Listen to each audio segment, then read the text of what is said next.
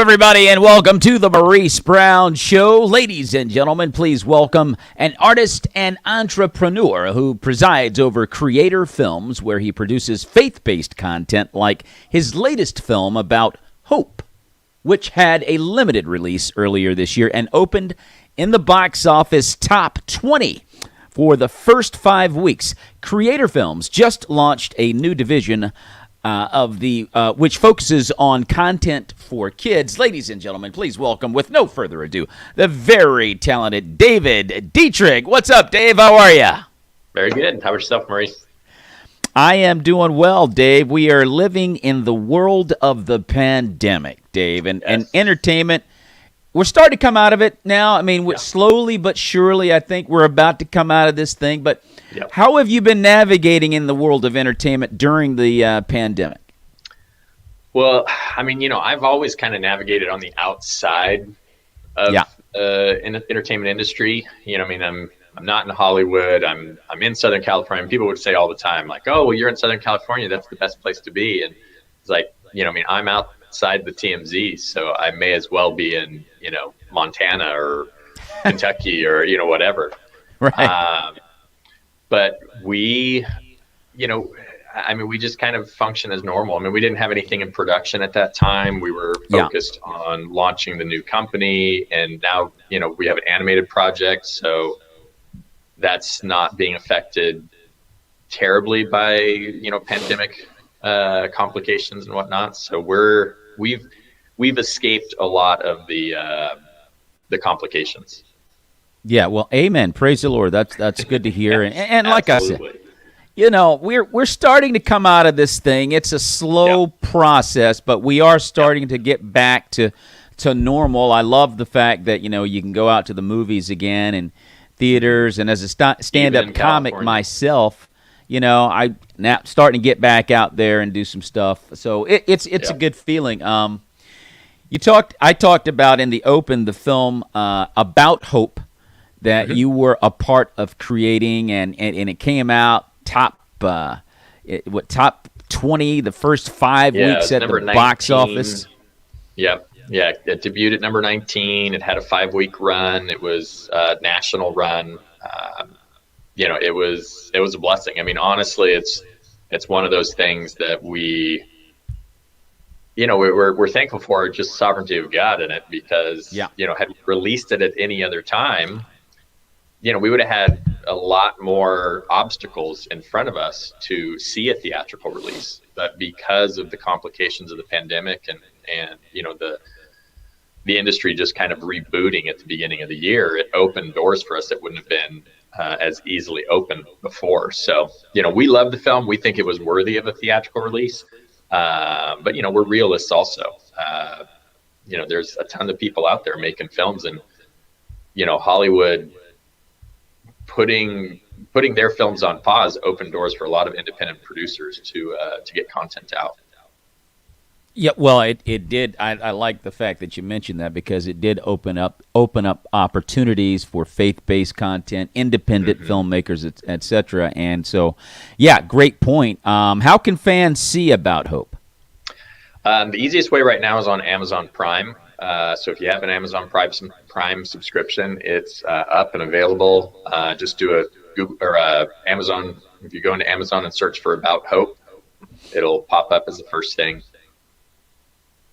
We do also have it on, iTunes and Google, and it's available for rent and purchase. Which, hey, we would love for you to rent the film or purchase the film rather than view it for free on Amazon Prime, which we probably see 1 to 2 cents per view on that. David, I was talking about Dave Chappelle recently on a show I did last week with a bunch of other comedians, and we're Christian comics, so we're obviously different from his style, but he's got himself. Well, you speak the truth, and your opinions as boldly as Chappelle probably does, but that opinion set might be a little different. Yes. But we were watching it, and I watched it with my son, and the one thing about him as a comic from a craftsman standpoint superior. Mm-hmm.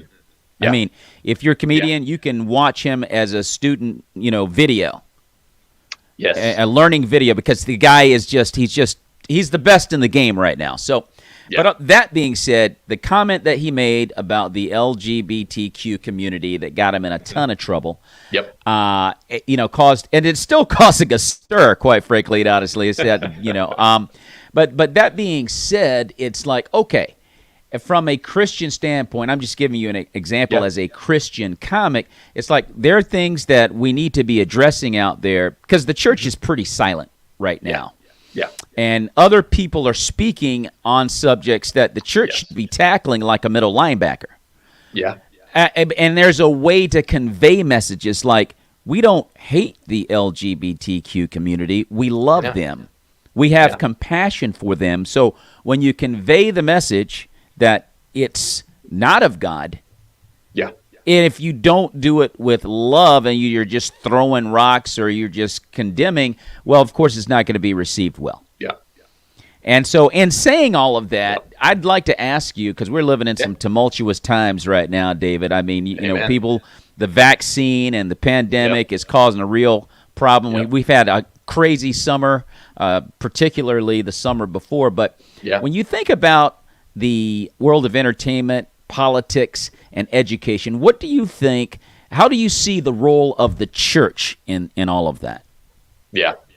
Well, I mean, I was a pastor for 5-6 years at a church that we planted with a couple other guys, and just like I'm not officially a pastor at this moment. We've kind of switched over to a different church and have some life change things going on, but I don't feel like you lose that mindset, and I honestly don't feel like any Christian, like we should always kind of come back to like, well, what does the word say on this? What does God's word say to inform, this area of life? And I mean, he in the word, you see, like, we're called to be salt and light in all things that we do. And that is going to play out in the entertainment industry, as purveyors of communication in this form. We want to seek to be salt and light.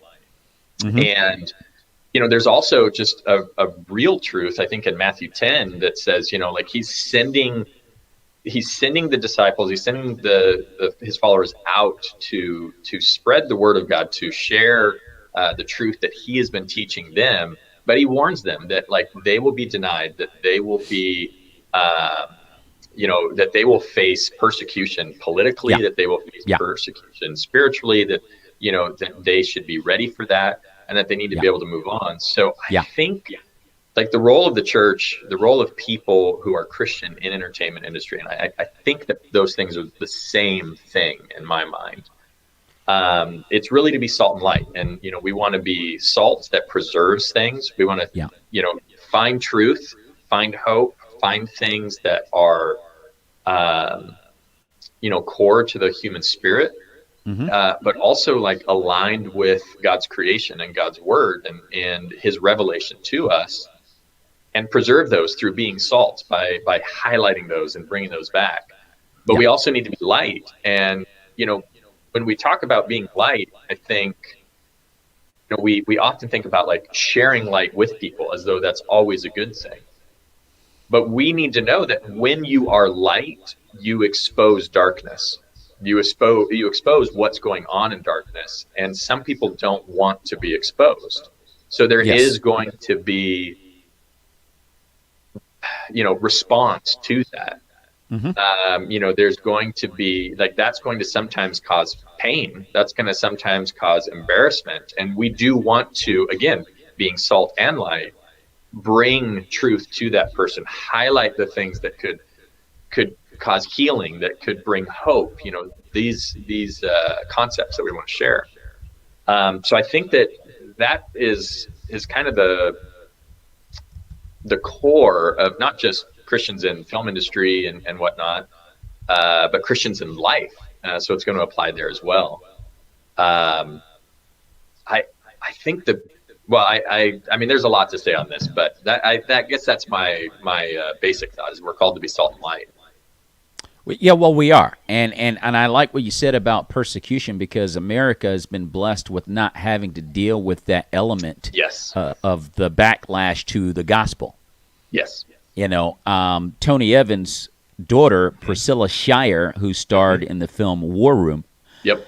had received a message from a pastor there in Afghanistan as we abandoned the embassy there a few weeks ago. Received a letter from a pastor there, and he said to her that we feel that, or fear that we only have about 2 weeks before the Taliban discovers where we are and will be executed.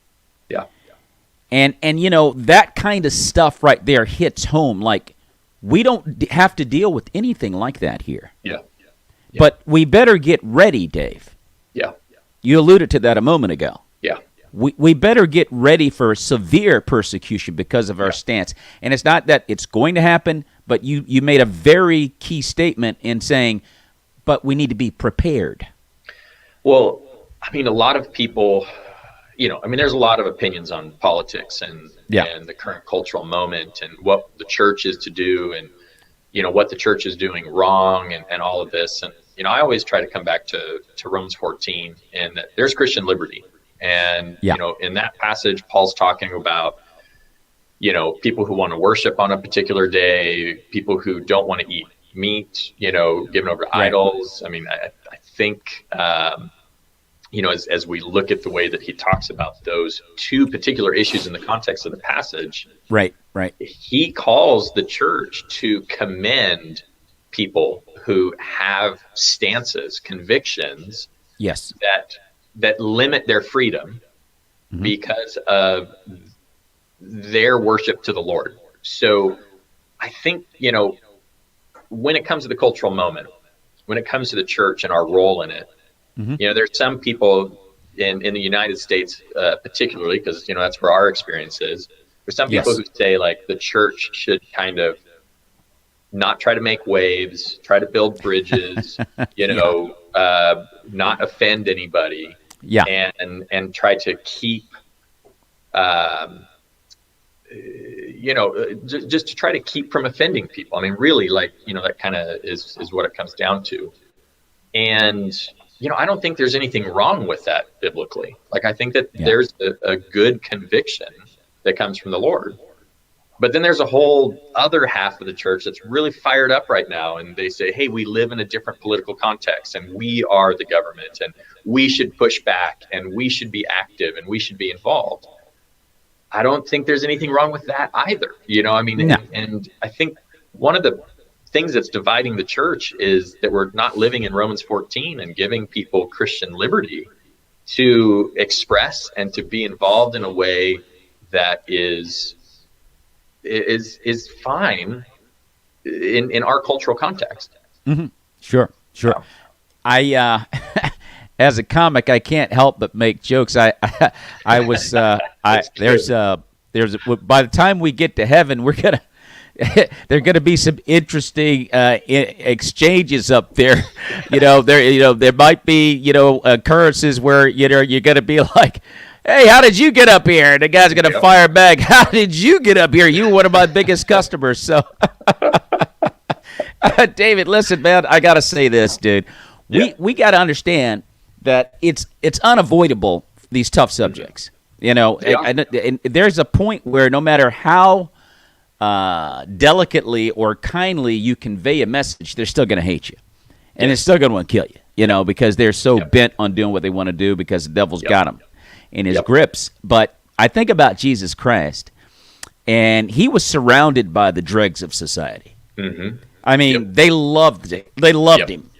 I mean, these were some of the most unscrupulous characters, and I mean, we have no idea how dark these people were. And so what I'm saying is, he knew how to do that. He set a template for actually doing it without offending. He knew how to do that. And so they ended up putting him on the cross because it was the people that were in authority, the people that wore the suits and the ties, the ones that were supposed to have more sanity than anyone, those were the real killers. Yeah. Well, and I think if we look at, we look at how we perceive things right now, right? Yeah. And this gets into, the role of the church, because, social media, politics, big media, big tech, big pharma. I mean, all of these massive, powerful, centralized authorities in our life. They feed us information. They feed us, how we see things. Yeah. And our impression of the church is often defined by these very large general conversations that are going on. Yeah. And, you think about like the trial of Christ, right? I mean, Mm-hmm. you have the Pharisees, the Sadducees, the political and religious elite, the leaders of that culture and society at the moment, going through that crowd and influencing opinion. And, there's a lot of conjecture about, mistaken names, or, these different kind of things with Barabbas and Jesus and, like different things. And Yeah. I mean, I think that they just took advantage of the mob, the being able to influence people's thoughts and change the way people see things because of the information that they have at hand. And, right now, I mean, I had the privilege of working for a company that was a software company for churches. And I spent, years, almost a decade, consulting with churches. And I was on site with every single denomination, every single type of church in almost every state of the union. Wow. And one thing I found is that there are Jesus lovers at every church I went to, even churches that doctrinally I think are way off. I mean, like I have strong opinions on doctrine, and like there's things that people would disagree with me on. And, I could still see the love of Christ in somebody. Amen. And it doesn't mean that we don't argue about doctrine and we don't seek truth. But it does mean that the church is a lot healthier local than people think it is. Mm-hmm. Because we have, pictures of, I mean, like take the Catholic Church, for instance, right? Massive, terrible controversy with, exploitation of minors and sexual abuse and all this kind of stuff. Right. And awful, demonic, right? Abhorrent, like strong language towards that, strong action to be taken towards that. But it does not represent the Catholic Church as a whole. It's still, when you look at the millions and billions of people over the years who have been involved in the Catholic Church, and I mean, taking all theology aside and, differences of scriptural opinion, all of that, the Catholic Church should not be labeled as a pedophilia-ridden and sexually abusive and all of these things as a whole. Like these were, the minority, not the majority.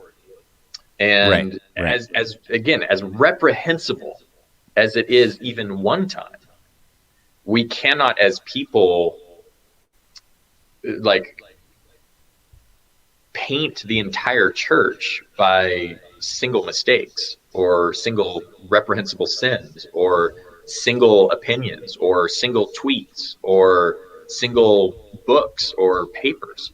We have to be a little bit more far-reaching than that, and a little bit more immediate, right? I mean, like you were talking about Jesus, Jesus wasn't offending anybody that he was talking to because he was giving them hope and truth. But you definitely had people who wanted to kill him. So he was offending some. Oh yeah. And, well, absolutely.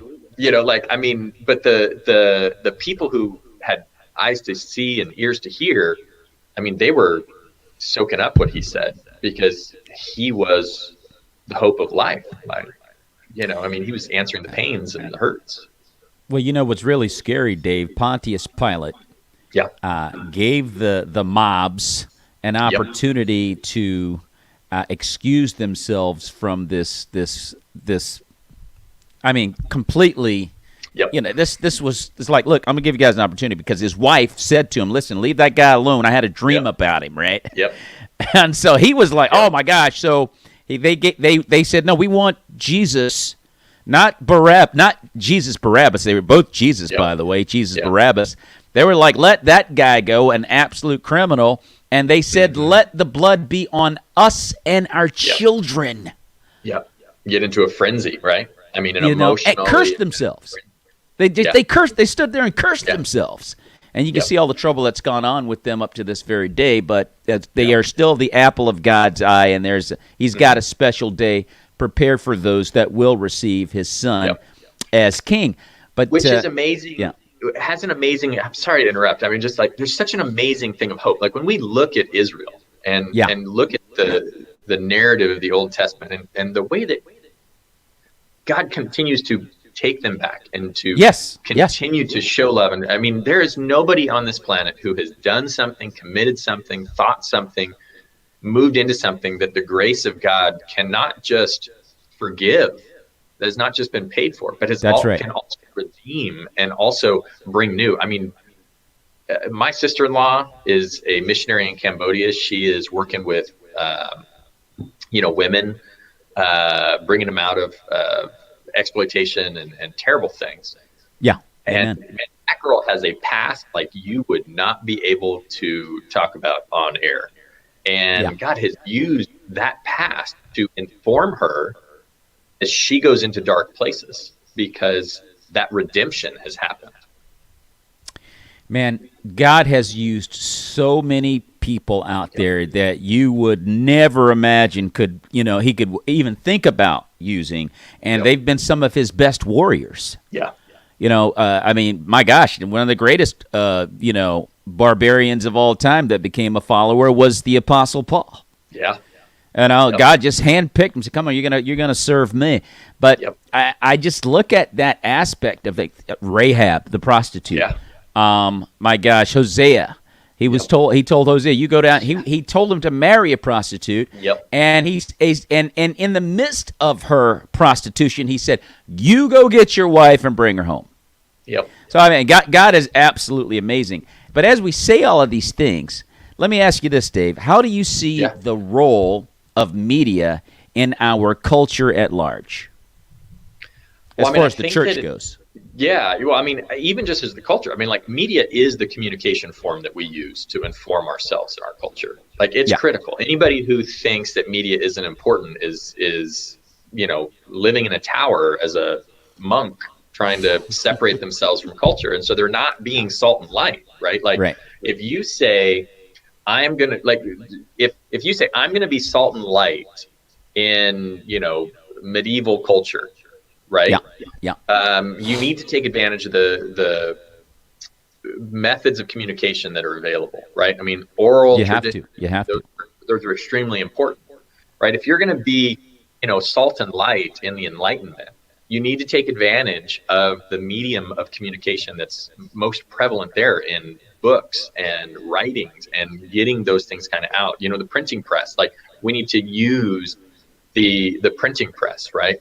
We need to use education, anything that is in the world that God has given us to allow us to communicate with one another, to communicate the truth, to communicate the hope of the gospel. We need to take advantage of those. Yes. Yes, we do. I mean, media is the de facto way of communication. I mean, I was doing some research on media consumption and things like that. I mean, 8 hours a day of media consumption is the last statistic that I got on that.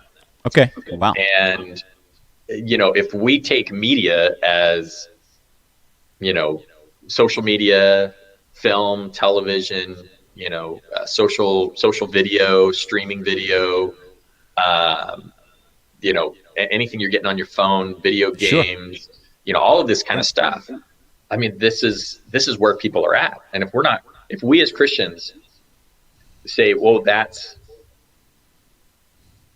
dirty, that's corrupted, and we're not going to have any part of that. We're going to cancel our Netflix subscriptions. We're going to cancel our Amazon subscriptions. We're not going to support these things. We're going to, pull ourselves out of that. What is our piousness getting us? How are we affecting the culture with our holiness at that point? And I'm not against, I just want to be clear, like, I'm not against somebody canceling Netflix on conviction. I'm not against somebody canceling Prime on conviction, supporting local businesses, doing all of these kind of things. I think these companies are terribly corrupt.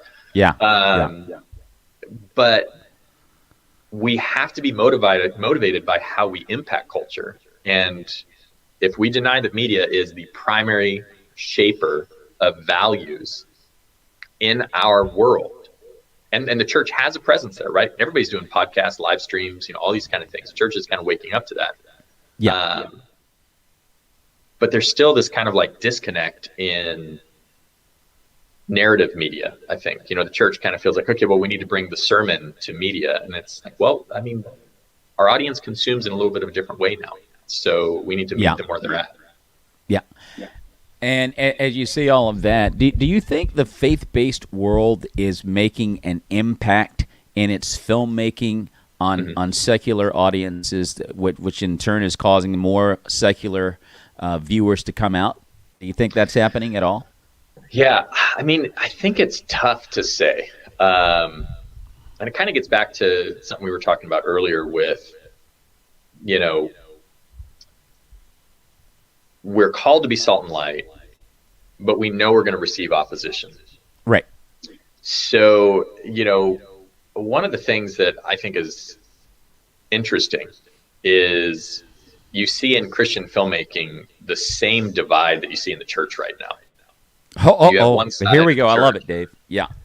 You have one side of the church saying like, hey, we need to be holy and spiritual, focus on teaching the Bible and kind of circle the wagons. And then you have another one that's like, no, we need to be radical. We need to go out and shake things up, and we need to be politically active and like all this kind of stuff. Yeah. And if you look at the film industry, you have two camps really, right? In the faith-based sphere, you have the camp that says like, we need to make gospel films. Every film we make has to have a gospel message. It has to call to Christ. It has to be, be able to shown in church. We can't get too, dirty in it, all this kind of stuff. And you got one that's like, we need to remake the Old Testament the way the Old Testament is. And there needs to be blood and gore and violence and sex and all these things. We need to accurately portray it. Otherwise, we're not doing justice to what the word is. And we need to have real life. And it's, it's like, you guys, first, to anybody who's like in the film industry on either of those sides, I mean, my advice is always go make the movie that God has convicted you to make and let the market decide. Amen to that.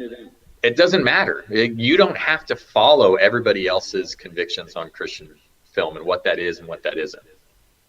So with that kind of mindset that I bring to the table, I like the term, the faith-based film industry and things like that. I mean, those are things that are formed by the market. Okay. And I think they are being successful in market terms. I mean, you have increasing audience in the faith-based space. You have Sony that just bought PureFlix. You've got, streaming services popping up all over the place. You've got Angel Studios going crazy. You've got, new business models that are coming out like Creator Films and Called Hire and these other studios that are equity based and that you as an individual can get involved in. So I think that there is a lot happening in media in the faith space that is encouraging and is bearing fruit. And I do think that part of our fruit bearing is opposition that's going to come against us.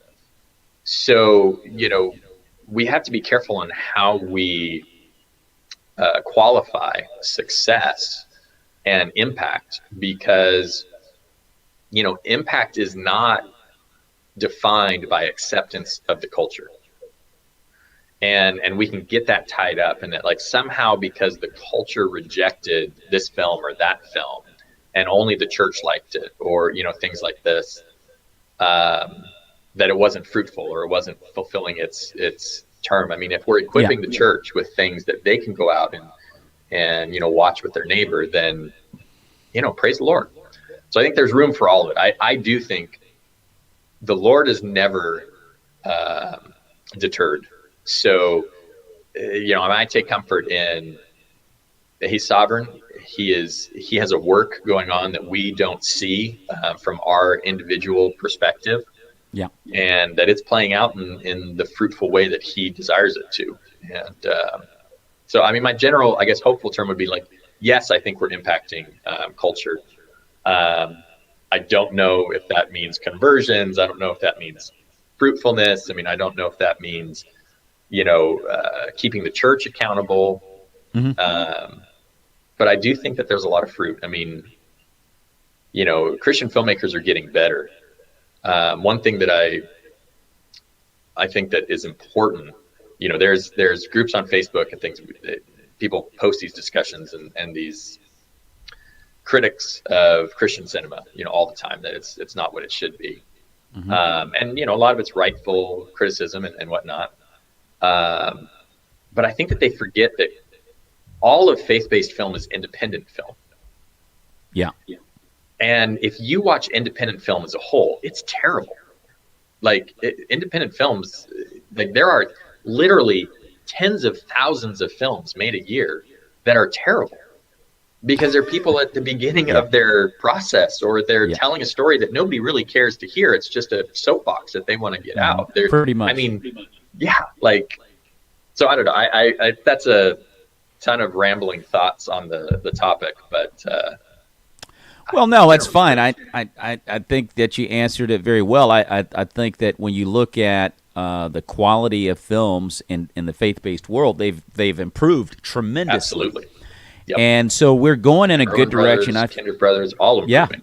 Yeah. We're going in a good direction, and I think that when you is leading me to my next question, which you've kind of answered, but I'm going to throw it out anyway because I think if you have an idea for a film, hey man, just do your film. If you feel like God is calling you to do it, just do your film.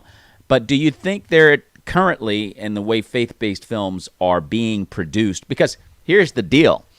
I just think it should be a movie. It shouldn't be a faith-based movie. Here's my movie. But what Hollywood does, or whoever's in charge of categorizing films, I've heard it said that if Jesus is mentioned X amount of times, if there's prayer involved in the film and certain different things, then they'll go, okay, well, that's a faith-based film, so we're going to put it over here, which I don't think is necessarily fair. Hey, man, it's a movie. Let me just put my movie out.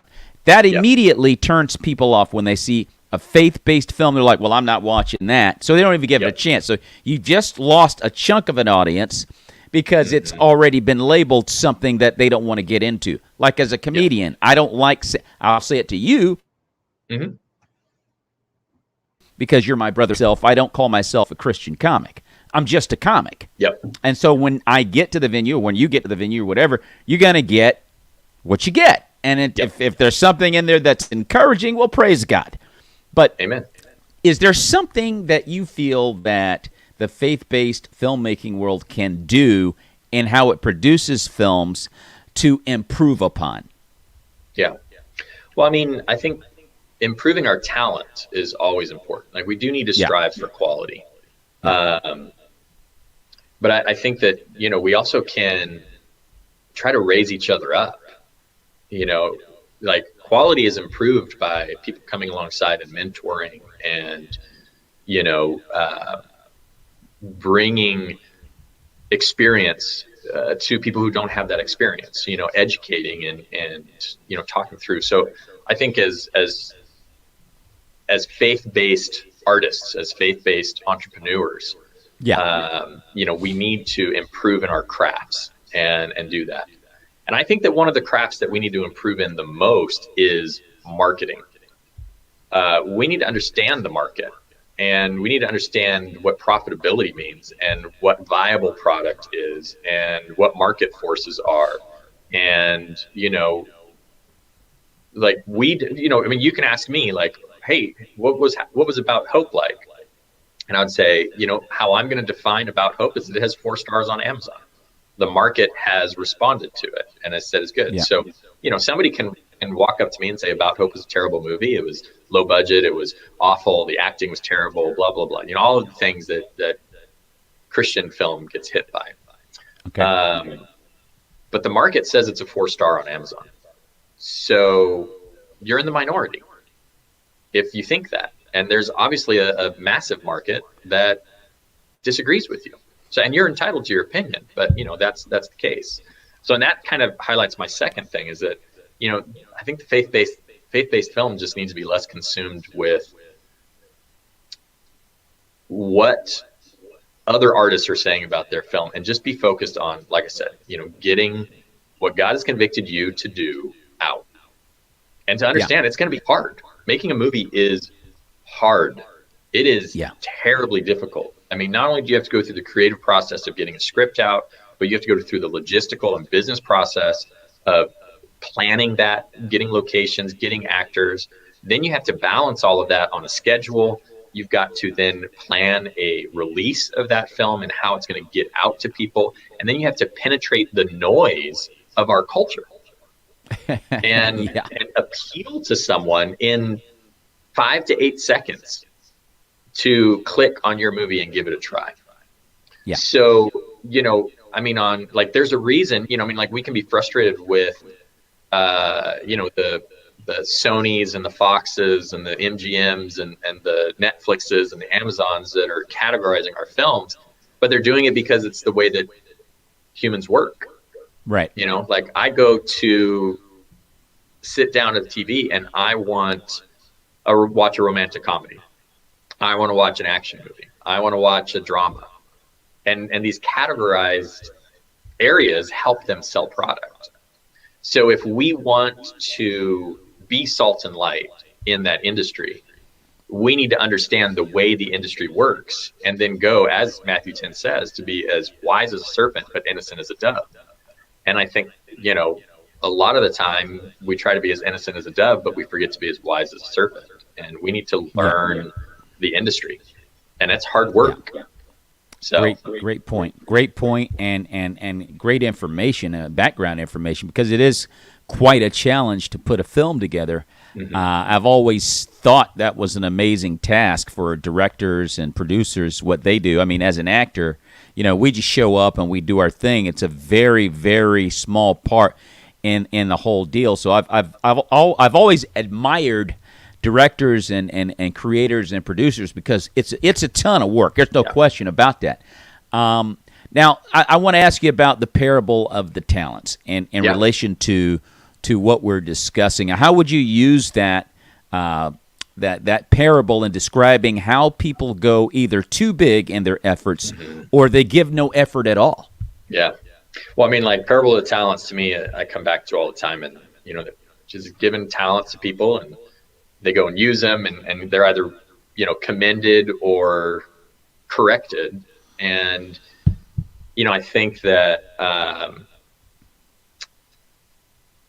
often, I come back to Ephesians. I think it's 2:10. Actually, it's on my glasses. I can look and see. Yeah, 2:10. These glasses, we got them online, and they give you the option to write something on the side. And I thought, that's silly. And then I thought, oh, wait a minute. No, I'll put a Bible verse remind me all the time. There you go. But Ephesians 2:10 is that God has placed good works in our path that we might walk through them. Okay. And I think that when we think about filmmaking, we think about the parable of the talents. We think about one person's given 10 talents. One person's given 1 talent. One person's given 5 talents. I don't remember the specific numbers, but I think those are them. And one invests it and is fruitful and it multiplies. Mm-hmm. And, another buries it because he's fearful of his master. And, as an artist, I can tell you, I've been in both of those spaces, right? Where we've created things, we've seen it be fruitful. We've taken what God has given us, the resources, the connections. We've made the movie that we were able to make. Okay. We didn't get ahead of ourselves. Like Ephesians, God put this good work in our path. He equipped us for that good work, and we focused on that good work rather than trying to get past it, right? Rather than trying to run instead of walk.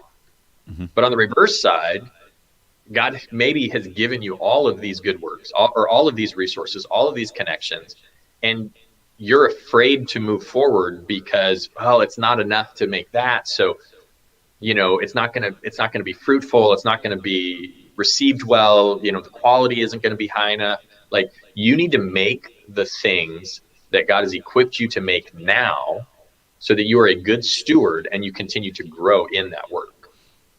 And I think that's what the talents is all about, right? I mean, God is a good master. Like, he's a good father. And as you have been given little, do something with that. Make a movie on your phone. Make do a YouTube station that nobody watches. Build it up. Like, it takes time. It takes work. And if that's all that God has resourced you with, do that. Don't go and borrow tens of thousands of dollars from somebody to make a movie that you're not prepared to make yet, because now you're getting ahead of the resources that God has provided for you. Yeah.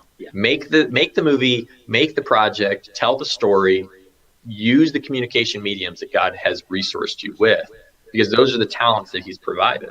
And if you invest those, he's promised to give you more to oversee in the future. And we need to be forward thinking in that way.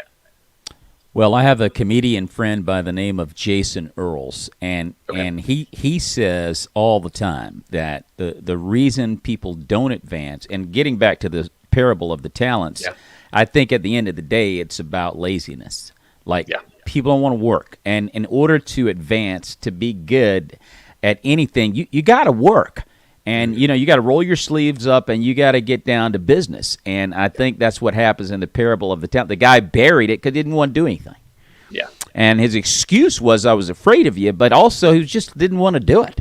Yeah. And I'm going to bury it and I'm done. And you don't get anything out of that. And God hates that attitude. Yep. You got to get after it, man, and you got to be willing. I mean, I'll go back to what I do as a comedian. It's like you have to write, you have to be willing to suffer with a bad night. Hey, look, you got to write better. You bombed. Go back to the drawing board and try it again. This, that, and the other. There's a lot of things you got to do, because one of my dreams is to be able to produce a massive comedy special, which I'm working on as we speak. That's very akin to, a Richard Pryor, but hey, I'm a man of God. Yeah. So I'm going to do it God's way, but I wanted to be on such a huge level. I've always said this about comedy in particular, but I could use any form of entertainment and make the very same analogy. But if you look at a guy, for example, like a Kevin Hart, he can go down to the Phillips Arena in Atlanta, Georgia, and fill that daggone thing. I mean, my gosh, you got like, I don't know how many people, maybe 20,000, maybe more than that. I don't know. Yeah. But if you look at some of the, and a lot of the patrons that bought a ticket to see Kevin Hart, a lot of them are Christians. Yeah. And that's fine. I think Kevin Hart's funny. I'm not condemning you for that. You like Kevin Hart, you like Kevin Hart. Here's the thing. If you know of some of the top Christian comedians that are out there, like a Bone Hampton or a Shonda Pierce, like Jason Earls I just mentioned, Michael Jr., Jeff Allen, I could go on and on. These guys are really, really good. But that same Christian patron will not go see them. Yeah. That's the thing that's mind-boggling. It's like, wait a minute, hold on. We've got to support one another because we have a message for the world. Kevin Hart ain't got no message for the world. Now, I love him, don't get me wrong, but he's not carrying a message of salvation with him. Yeah.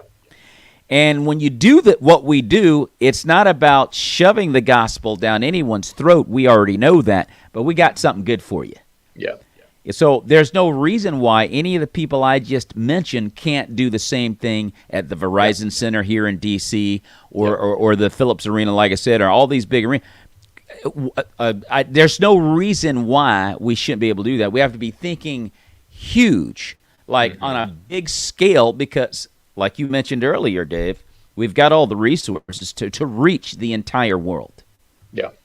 With the message of Christ. Like, we have the ability to do that. I have friends in comedy now because of this pandemic that are in Turkey and Switzerland and Italy. People I never would have known before had it not been for the pandemic. I've actually done comedy with these people. Yeah. So we have the ability to touch the world, and we've got to take full advantage of it. And I can't think of a better time or a more urgent time than now because of what's happening in our world. Yeah. No, and I so agree. the parable of the talents, great example. Yeah. Yeah, invest it, push forward. I mean, one of the things as you're talking about, the comedians available and whatnot. I mean, I do think about, like, I recently read an article about, like, we will be accountable for what we watch. Yeah. And a big concept in that article, I think it was written by Kevin DeYoung, but a big concept in that article is, what are we entertained by? And I think that as the church, we need to really wrestle with that, because if our critique of faith-based film, faith-based media, these kind of things is, oh, it's just not entertaining, it's not high quality, it's not this, it's not that. But we're drawn to stories that are full of sexual immorality, gratuitous violence, betrayal, murder, all of these kind of dark things, because that is quality.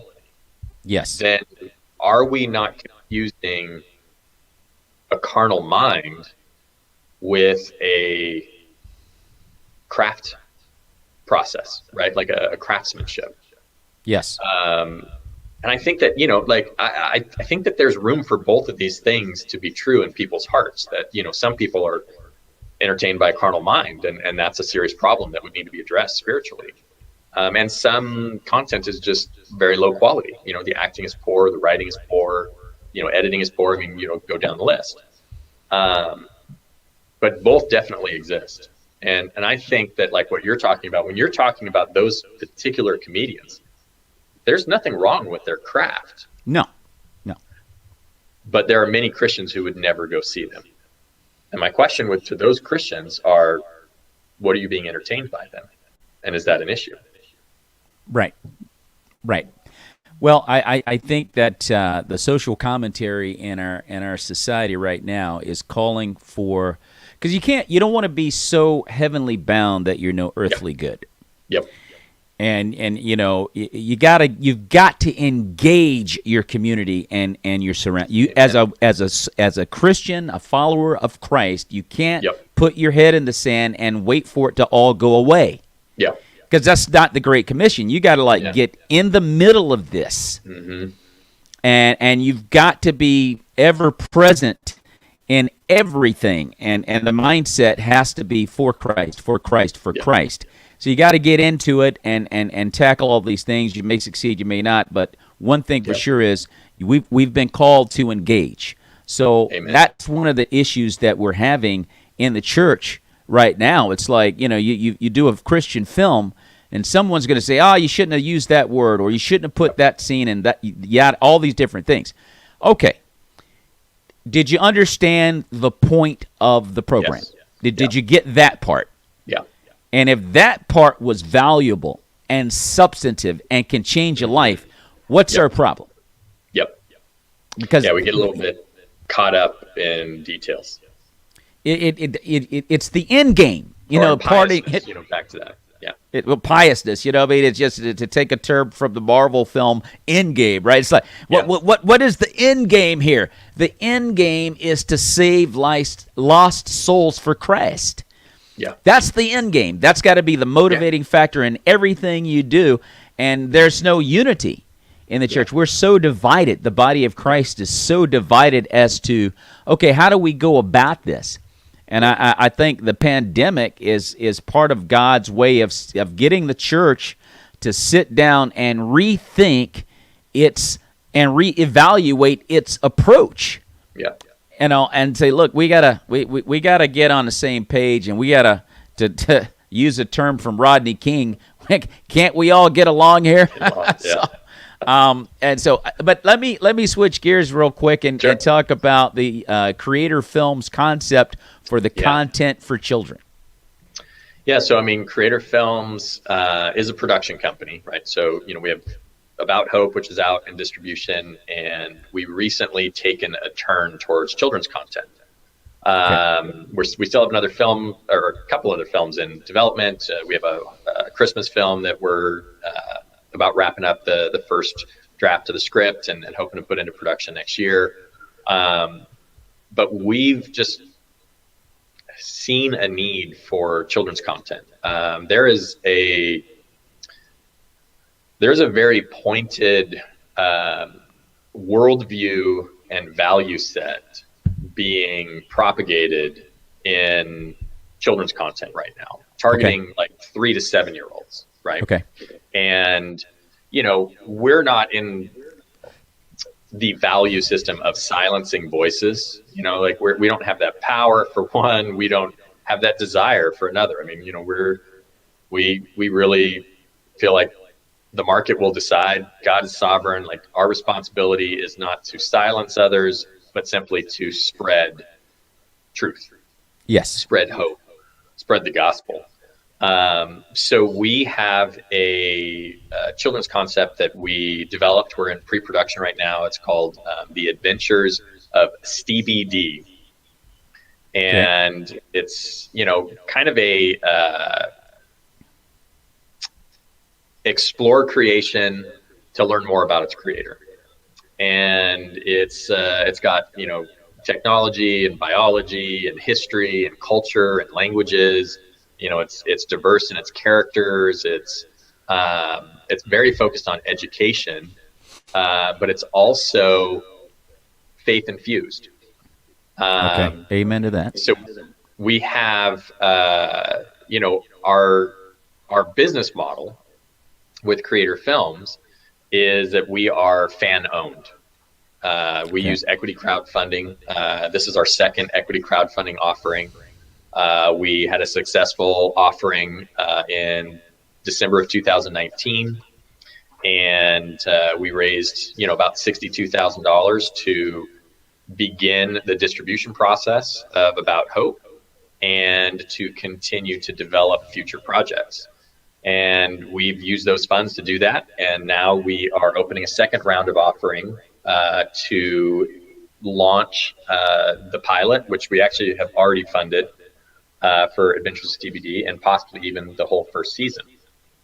And the cool thing about Creator Films is, you know, like, we're developing this children's content, and our investors are part of that process.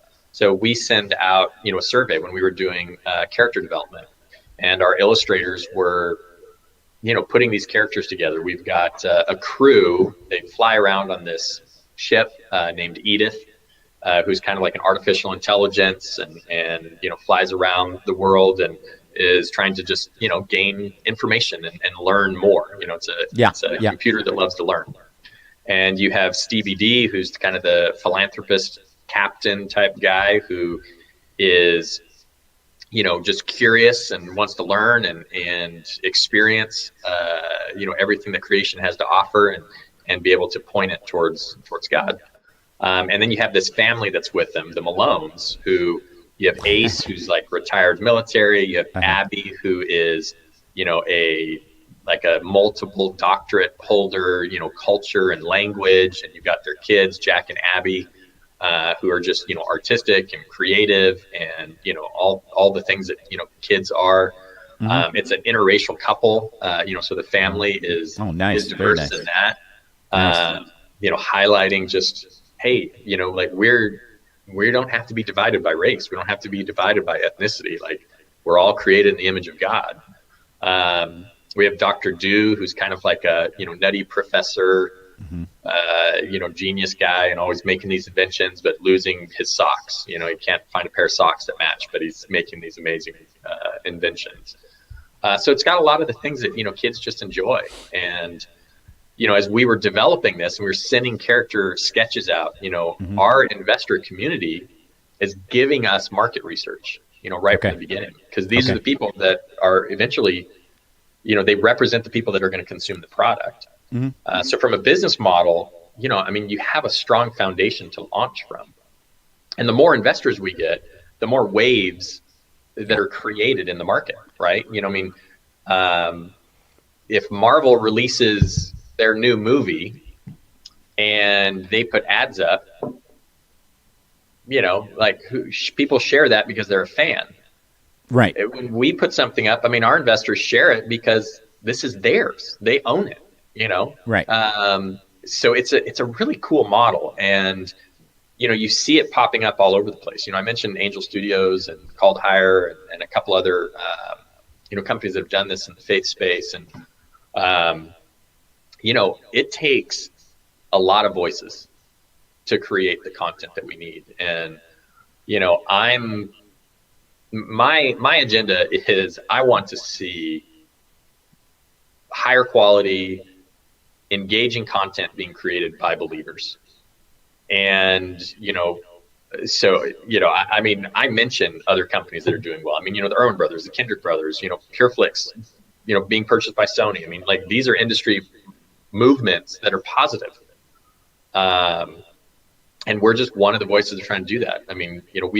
We have to talk about in our WeFunder is the platform that we raise funds through and sell stock. And we have to talk about, who are our competitors.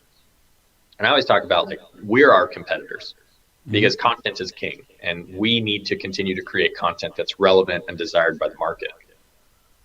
So I don't have any ill will towards or competitive spirit, towards other people in the space that are trying to create faith-based content in any way, shape, or form. I think that there's plenty of market. Now, you said Angel. Is that VidAngel or Angel Studios? So VidAngel, this could turn into a long conversation just because of the recent shifts in their business structure, and I don't want to speak on their behalf or anything like that. I got you. VidAngel was a filtering service that they have sold to another filtering service, and they've gone all in on Angel Studios, which is their distribution arm for new content now. So you see things that are coming out through them, and they're very involved in The Chosen and things like that. But they are launching that, which is great. We've had meetings with the Angel Studios guys, and I think that it's a positive force in media, and it's a lot of people, and this is the way that I think the church goes, is they try to stay innocent as a dove all the time. So they start looking at the camps that people are in. So the Harmon Brothers are Mormon, and there's Mormons on the Chosen thing, and there's more like this, and it's like, hey, I have theological differences with Mormons. I'm not saying that that I know the truth in what every Mormon believes or anything like that. I have issues with theological positions with the Catholic Church, with the Presbyterian Church, with the Methodist Church. Every church that I'm not at because I have theological differences. But I have to be as wise as a serpent. And Angel Studios is doing some great things, getting some really good content out that is positive for laying the seeds of this kind of stuff.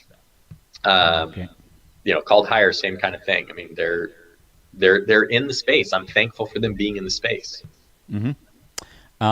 Good stuff, man. I tell you, Angel Studios, I tell you, man, there are a lot of people out there that don't believe in angels, a lot of Christians are like, come on, man, and that's no such thing as angels. I'm like, no, that's.